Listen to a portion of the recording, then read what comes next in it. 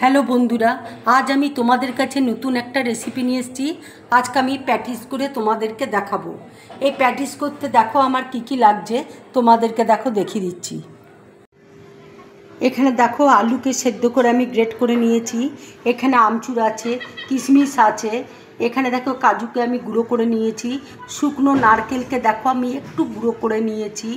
এখানে দেখো গরম মশলা রয়েছে, চিলি ফ্লেক্স রয়েছে, ধনে গুঁড়ো আছে, এখানে পোস্ত আছে, এখানে দেখো তেঁতুলের চাটনি রয়েছে, এখানে দেখো সেও ভাজা আছে, এখানে লেবুর রস আছে, রসুন আছে, কাঁচা লঙ্কা রয়েছে, আদা রয়েছে, ধনে পাতা আছে, টমেটো আছে, পুদিনা পাতা রয়েছে, আর এখানে দই রয়েছে। এখানে দেখো ব্রেড ক্যাম আছে। এখানে ময়দা আর কর্নফ্লাওয়ার আমি দেখো নুন দিয়ে গুলে রেখেছি। এবার মিক্সির মধ্যে দেখো পুদিনা পাতা দিয়ে দিচ্ছি, টমেটো দিয়ে দিচ্ছি, ধনে পাতা দেখো দিয়ে দিচ্ছি, এবার দেখো আদা দিয়ে দিচ্ছি, কাঁচা লঙ্কা দিয়ে দিচ্ছি, রসুন দিয়ে দিচ্ছি, লেবুর রস দিয়ে দিচ্ছি। এবার দেখো দই দিয়ে দিচ্ছি, টক দই। এবার দেখো নুন দিয়ে দিচ্ছি, দিয়ে আমি মিক্সিতে দেখো পেস্ট করে নিচ্ছি। চাটনিটা দেখো হয়ে গেছে। এবার দেখো স্টাফিংটা আমি তৈরি করব। দেখো নারকেল দিয়ে দিয়েছি, কাজু দেখো দিয়ে দিচ্ছি, এবার দেখো কিশমিশ দিয়ে দিচ্ছি,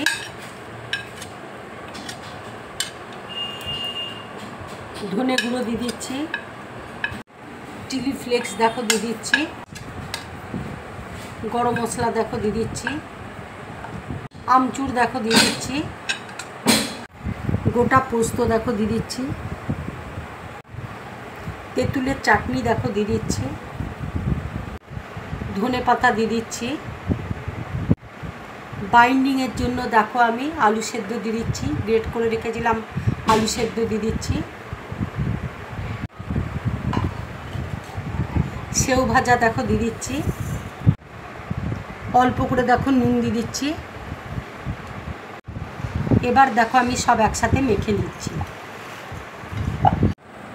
গ্রিন চাটনি দেখো দিয়ে দিচ্ছি 2 চামচ।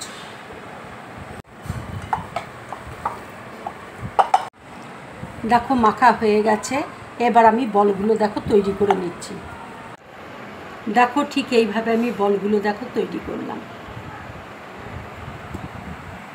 আর একটা দেখো তোমাদেরকে দেখাচ্ছি, এইভাবে আমি সব বলগুলো দেখো তৈরি করব।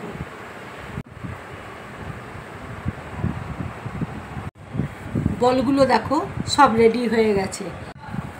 এবার আমি কর্নফ্লাওয়ারে ডুবিয়ে এবার তেলে দেখো ভেজে নেব। এবার দেখো কর্নফ্লাওয়ারের মধ্যে আমি ডুবিয়ে নিচ্ছি। এবার দেখো ব্রেড ক্যামের মধ্যে দিয়ে দিচ্ছি। এবার দেখো ব্রেড ক্যামের মধ্যে আমি দিয়ে দিলাম। ঠিক এইভাবে দেখো তৈরি করব। ঠিক এইভাবে দেখো আমি তৈরি করছি। দেখো আরেকটা আমি কর্নফ্লাওয়ারের মধ্যে দিয়ে দিলাম। এবার দেখো ব্রেড ক্যামের মধ্যে দিয়ে দিচ্ছি।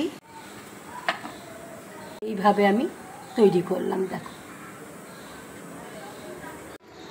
দেখো সব প্যাটিসগুলো আমার রেডি হয়ে গেছে। কড়াইয়ে দেখো তেল দিয়েছি, তেল দেখো গরম হয়ে গেছে। এবার আমি এক এক করে তেলের মধ্যে ছেড়ে দিচ্ছি। ভাজাটা দেখো হয়ে গেছে। এবার আমি প্লেটের মধ্যে তুলে নিচ্ছি।